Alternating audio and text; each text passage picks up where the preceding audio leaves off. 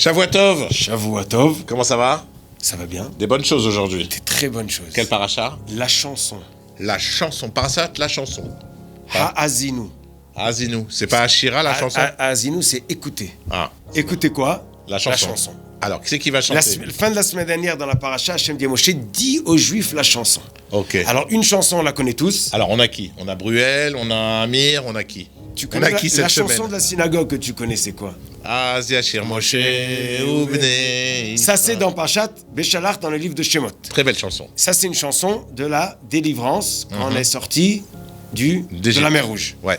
Aujourd'hui, la chanson, c'est une chanson bonne, mais aussi difficile. Ah. La chanson, c'est la chanson de l'histoire. Moshe dit aux Juifs l'histoire du monde qui s'est passée et qui va se passer et comment ça va se finir à la fin des temps. Et cette chanson, elle est dans une Parashat tefila, de la semaine, non. Elle n'est pas dans la tefila? Non, on la lit cette semaine à Zinou. Elle est écrite dans la Torah, pas des lignes entières, mais en deux parties. Ok, et ça rime? Voilà. Et ça rime pour de bon? Il y a 43 versets. Ça rime ou pas? C'est quoi rime? Ah, voilà, dis-moi. C'est quoi rime?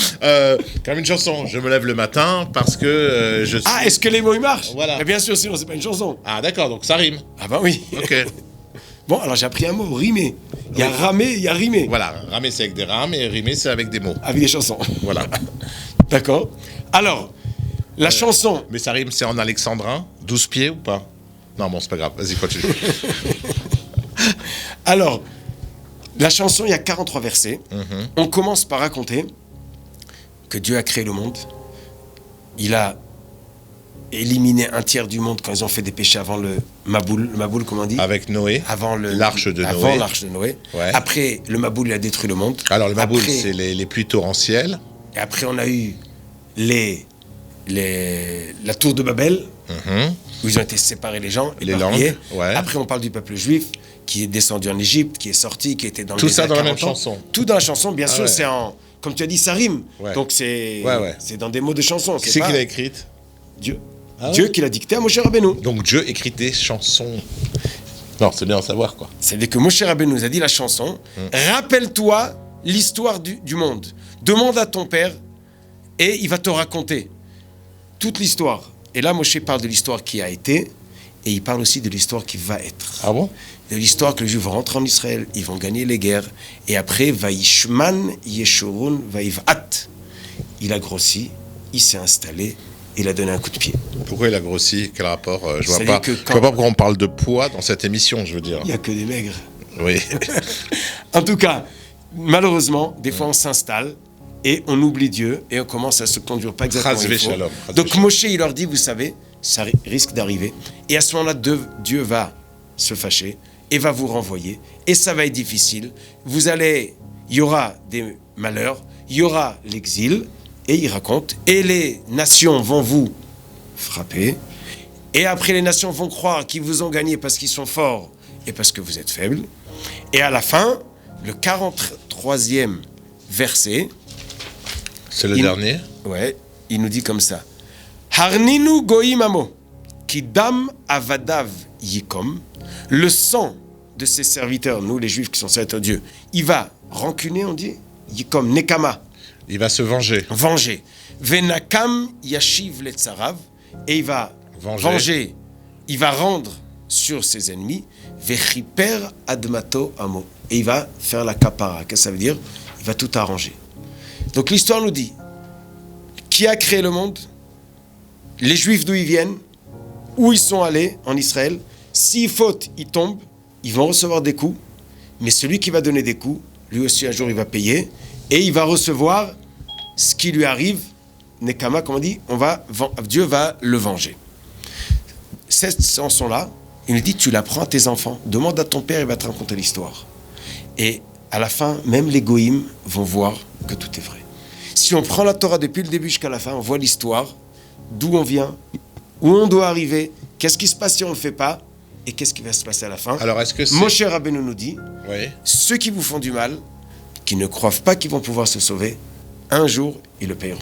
Ok.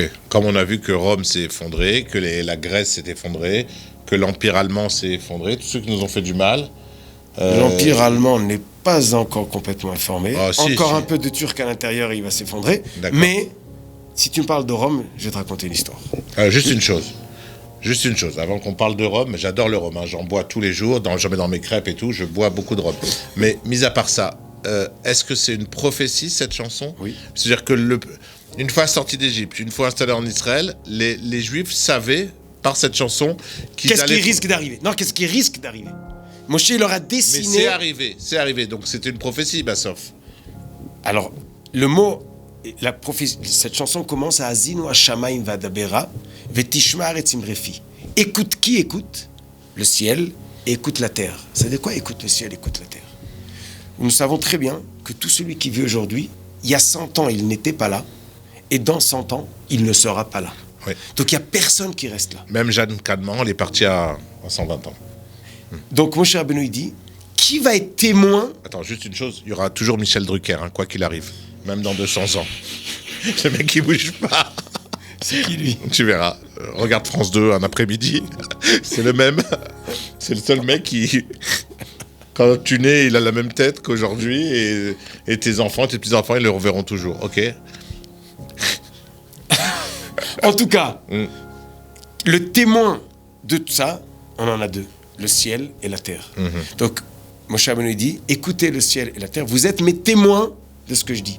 Le monde, il est témoin de tout ce qui s'est passé et de tout ce qui va se passer. Et l'idée cachée derrière, c'est pourquoi le ciel et la terre, parce que pour manger, il faut des fruits. Pour des fruits, il faut de l'eau. L'eau, elle vient du ciel et elle pousse dans la terre. Le shefa, qu'on dit shefa, l'abondance et la possibilité de vie, elle vient du ciel et de la terre. Et eux sont témoins, comme on dit tous les jours dans le Kriyat Shema, si on fait ce qu'on doit faire, on aura ce qu'on a besoin. Si on ne fait pas, ça sera un peu plus difficile. En tout cas, le shefa en Israël aujourd'hui, il est bien parti. La terre, elle est magnifique et vous voyez même des endroits de sable, tu vois des trucs qui poussent, quoi. Il y a une bracha extraordinaire. Peut-être grâce au shiur de Israël Torah de Fabrice, tous les semaines. On sait pas moi, ça. je pense que c'est grâce à Rav Brandt et Shimshon Atali avec leur travail magnifique. J'aime bien le mettre mal à l'aise. Alors, une histoire de Rome et on a fini. L'histoire de Rome, voilà. Mais pas du Rome de crêpes, hein. Non, on est d'accord. Alors, la destruction du deuxième temple, elle était par les Romains. Oui, l'Empire romain. L'Empire romain, il a envoyé un chef d'armée. Le premier chef d'armée, il s'appelait Niron Caesar. Niron. Il arrive à Jérusalem Comme Niron pour détruire. Pas le Liron, Niron. D'accord. Il prend sa flèche, il tire à l'est, ça tourne vers Jérusalem. Il met à l'ouest, ça tourne vers Jérusalem. Il met au nord, vers Jérusalem. Vers l'ouest, vers Jérusalem. Il y avait un Donc aimant. il dit, Dieu veut que je détruise Jérusalem. Sa ville. Il voit un enfant juif, il dit, dis-moi, qu'est-ce que tu as appris aujourd'hui à l'école? Et l'enfant, il dit, je vais mettre la rancune, comment tu as dit, Nakam, la vengeance. La vengeance sur Édom dans la main des Juifs. Il dit, qu'est-ce que ça veut dire? Il dit, ce que j'ai dit. Dieu va se venger sur Édom, sur Rome, par les Juifs. Donc les Juifs vont faire la guerre, vont gagner Édom à la fin des temps. Alors Niron Caesar dit, Dieu, il veut détruire son pays, et il veut se laver les mains, que c'est moi qui ai fait le boulot, et après je vais payer. Voilà. Qu'est-ce que c'est ça? Il a réfléchi, il a quitté son poste de chef d'armée, il s'est converti, et il est devenu le grand-père de Rabbi Meir. Dans la Mishnah, nous parlons de Rabbi Meir, qui est un descendant de Niron Caesar. C'est que même le Goy, il a compris. Tu le savais ça, Shimshon? Ouais, il sait tout, Shimshon. Il est trop fort. En tout cas, même le Goy, à la fin, il va payer, parce qu'on ne peut pas faire du mal aux Juifs et ne pas payer le prix. Oui, parce que quand on dit que c'est Dieu qui a poussé Rome à faire mal aux Juifs, en même temps, eux, les Romains, ils n'ont pas été de main morte, quoi. Ils ont fauté quand même, ils ont tapé. C'est pas Dieu qui est responsable. Hein. On leur a dit, tu as vu là, vas-y, attaque. Ils ont attaqué. Ils auraient pu dire, ah non, moi j'attaque pas. Ils ont rien fait. Le décret était de Dieu, mais le bourreau, c'était eux. Voilà. Et le bourreau est responsable aussi. De ce qu'il a fait. On a fini?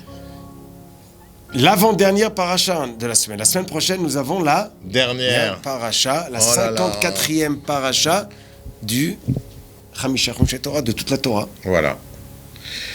Mais on est obligé de s'arrêter ou on peut reprendre? On est obligé de s'arrêter là parce que les gens ils vont dormir sinon. Oui, mais après la fin de la Torah. Ah, on continue, on est là. Ah, on continue. Ah oui, pourquoi il y a une seule explication par paracha? Ah, 70 explications, donc si on fait 70 ans... Par mot, 70 explications. Donc on a, donc il veut on a du stock. 7000 ans. Même nos enfants, dans la génération suivante, ils seront là assis en train de raconter les histoires, tu vois, donc on a largement de temps. Alors, Shabbat Shalom, un petit Mazel Tov, je suis comme ça. À la famille Ako, Didier Ako, Mazel Tov pour le mariage de ton fils, Bezrat Hashem, beaucoup d'enfants. De toute façon, il est rentré dans une famille Chabad. À mon avis, tu seras beaucoup grand-père. Amen. À la prochaine. Shabbat Shalom. Shabbat Shalom.